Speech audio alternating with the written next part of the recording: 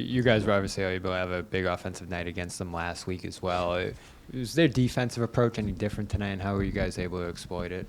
Yeah, I mean, I went to a different starting lineup. They went to more switching, and I thought our guys did a good job of just kind of handling their physicality. I thought, JB set the tone and with his physicality driving to the basket, and then I thought our off-ball work was really good with whether it was KP, Al, D. White, JT, and Drew and those guys, and so we're just able to play against. The game plan was different this game, but we were able to execute against it.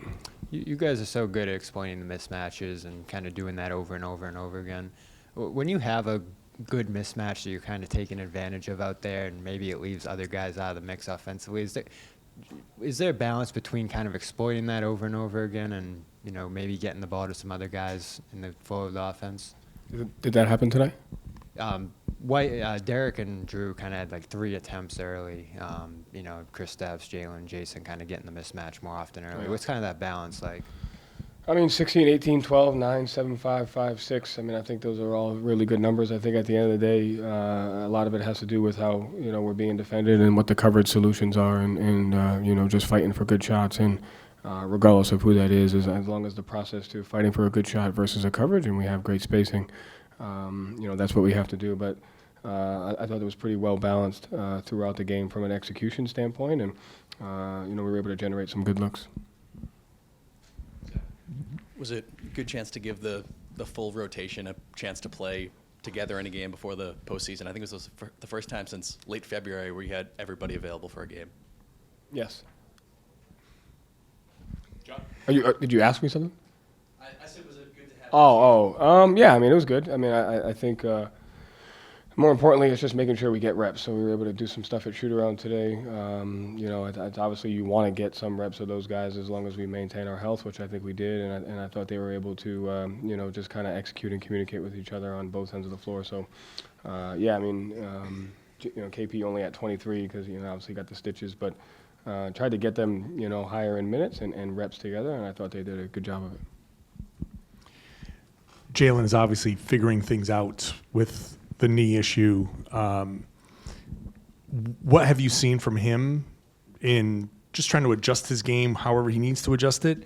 And what is the responsibility from a coaching perspective to kind of help him along that, like a play calling or anything like that? Is there a responsibility that you have in this? Oh, absolutely, yeah. Responsibility to make the game easy for him regardless of what the situation is. It's always to make it easier, but to me, it's more about just trust. There's no one that understands his body. There's no one that prepares mentally, physically the way that he does. And he's constantly taking in information on the environment and what he needs to do. So I think he's doing a great job. He's doing a really good job of handling it. He's doing a good job of managing it. He's doing a good job, whether it's in the weight room or the training room. And then when it comes to the tactical stuff, it's constant communication of how we can get him, in the best position possible to be successful. And, you should be doing that regardless, but even more now, and I think he's really doing a good job of figuring out ways to be effective for our team.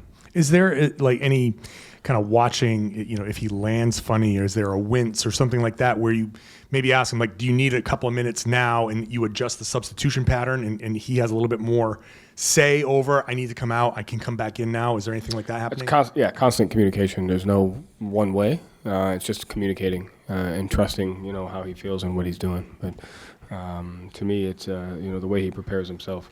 He knows what he needs and constantly asking him, and he's telling me, how we can get through it together. So he's doing a good job of that. Joe, you guys broke the NBA single-season three-point record tonight. Just what does that accomplishment mean, say about this group? It says that we fight for a good shot regardless of what it is. Less than half of those attempts were from three tonight because of the way they were defending us, and we were able to fight for good looks versus the coverage. And that's the most important thing, is continuing to understand how we're being defended, how can we generate 2-on-1s, how can we create the best shot possible. So it's a credit to the guys for continuing to make the right reads and find their coverage solutions. Payton hit the shot.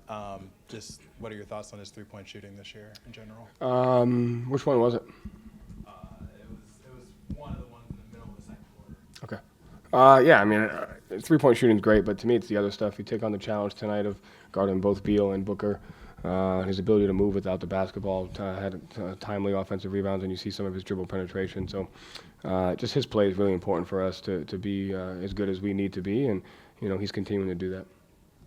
Joe, you mentioned Jaylen's physicality. He's really good at like slowing down the game, finding his spots, whether it's in a mismatch or just getting downhill. What about his game and his progression allows him to sort of like slow down the entire offense to find his spot? I mean, I think it's just the guys having an understanding of each other. Each guy has a different set of strengths. We spend a lot of time on communicating to each other what the strengths of each guy is, and I think we lean into the fact that when he has the ball in certain situations, we need to give him driving lanes and space to be able to attack, and so it's just the guys having an understanding of how they can impact each other.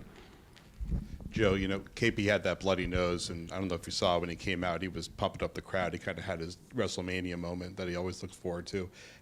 He's been back and he's been healthy for a while now. How do you see his physicality and like his embracing of like those kind of big contact moments? Yeah, it's important. I mean, he had the block tonight also, and on his own basket, being physical there, and again, he was the spearhead, of attacking their switching and getting deep post catches and getting to the free throw line and fighting for space and fighting for those deep paint touches there. So I think he's embraced that really on both ends of the floor. And tonight he really showed that on the offense of the floor. And then what he did defensively, meeting guys at the rim. It's important that we do that. And I'm grateful that he plays with that physicality. Joe, what can you guys get out of the last 5 games? I mean, there's something you'll find something. What constructive can you do besides keeping guys healthy and fresh and all that over the last week? I mean, we went the second half without a 25-point quarter. We had like 3 live ball turnovers. We got three for twos, but we missed good shots on the back end of the 2 for 1 on that. I thought the beginning of the fourth quarter, we were a little stagnant. So, I mean, there's always stuff that we need to continue to get better at and push ourselves and hold ourselves to a standard.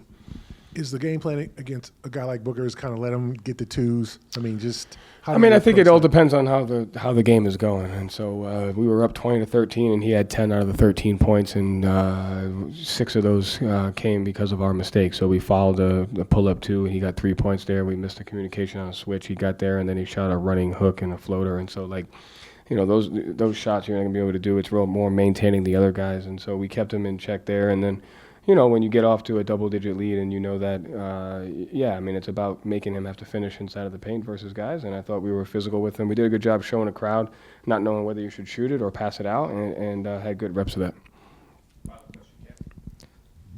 To change gears a little bit, you participated in the To The Max Foundation thing that's going on in the NBA. You wore those custom shoes for the 2nd year in a row. I was wondering if you could just talk about participating in Autism Acceptance Night tonight. Yeah, I mean, I'm grateful that I get to do it. It's for an important cause, and there's 2 close people in my life whose children have autism, and the impact and just that it has on children and families. Scott Morrison and John Jacobs, and Max is my godson, and so be able to represent him and help him any way I can is, it's a great opportunity. Thank you, Joe. Thanks.